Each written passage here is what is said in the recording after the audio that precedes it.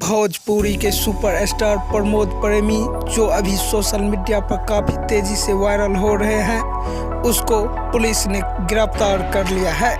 क्या है खबर की पूरी जानकारी हम आपको इसी वीडियो में आगे बताएंगे।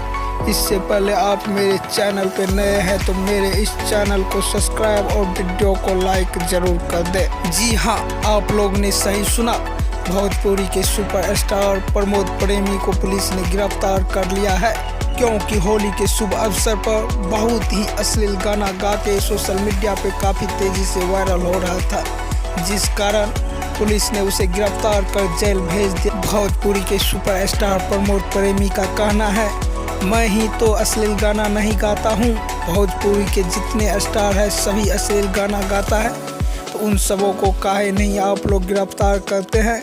मेरा क्या कारण था सो हमें गिरफ्तार कर आप मुझे जेल भेज दिए हैं।